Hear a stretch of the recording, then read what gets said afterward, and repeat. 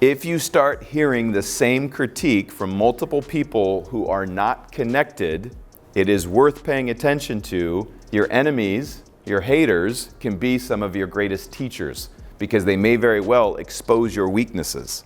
In which case, you have an opportunity to get better, and you can thank them for that. I don't really compare myself to others. It's not really ever been my jam. What I look at is, am I getting better day over day, week over week, month over month? That's the one that really matters to me. It's me against me. It's comparing me against me. And as long as I'm iterating and improving, I know I'm going to get there. And that usually, when you get really good at that and you start to enjoy the journey, somebody else will likely be the first to tell you you're kicking ass. Because you just think you're doing you. You're so focused on execution that you're not paying attention to that. Right? There's an old saying, and I think it's fairly true, when you're good at something, you'll tell everyone. When you're great at something, they'll tell you. And that's your goal. You want to get to a point where it's other people going, dude, what the hell? How are you so good? The better you get at something, the more influential you become, the bigger your reach, you will have people that hate on you. It's almost a rite of passage. You will also, as you grow, you will have people who think you can do no wrong. Both should be avoided.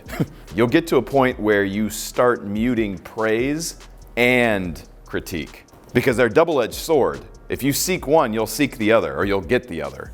The more you care about people's praise, the more you'll care about their critique. So on social media, no doubt, I reach millions of people every month now.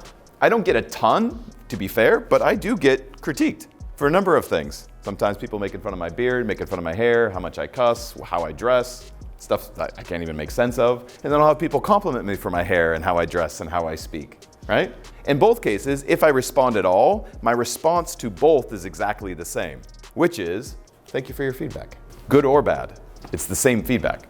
Do not live for other people's approval.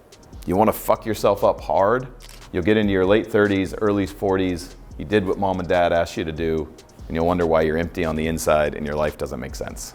And it's not because mom and dad are bad, they're amazing. Statistically, there's a very high chance that they may be the only ones in the world that actually love you. That's both funny and funny. So it's not negative intent on their part, but they can only teach you to do what they think is best, based on their world, based on their outcomes, which may or may not actually line up in the world we live in anymore, or may or may not be what you want. Obviously in our business and just around, there's a lot of my friends, a lot of my community are first or second generation immigrants from somewhere because the United States is a country of immigrants, and I hope we never fucking forget that. I think it's what makes us amazing. And I'm a big fan of immigration for a number of reasons, as long as we do it the right way. That being said, I don't know how many people I've coached over the last 10 years that are going to college and going into debt for a degree, not because it's something they're interested in, not because it's something that they think they should do. They're trying to honor a parent who thinks that a milestone for the entire family is you're going to be the first kid to get a degree. And I tell them, get it. Honor your parents if that's what you want to do. But it sucks when I see parents do that to their children, right? It's like an 80, what is it? We're up to 80 something, 88%? Fact check me, but I think it's in the 80s now of people don't use the degree that they got in school, but they still have the debt, most of them. Biden's trying. Haters will come. They're part of the game. That's the be so good you can't be ignored. When I started in the business, I was whooping everybody's ass, like circles. So undoubtedly, there were people that were not very happy that I was making them all look bad and just blowing up their excuses. So I went through phases where they would critique me. Oh, he's doing this. Oh, he's doing this. Oh, he's only getting easy territory. Oh, blinders. Didn't listen to it, didn't react to it. They're all gone. I am not.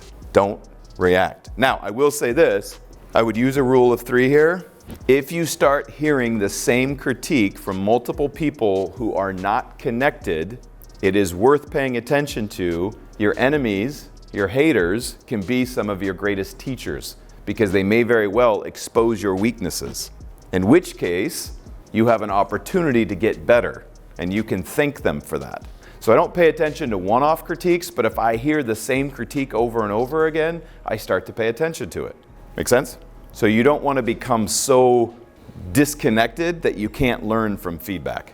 Just don't let it go to your head or your heart. If you enjoyed this video on wealth and would like to get more content like it, check it out.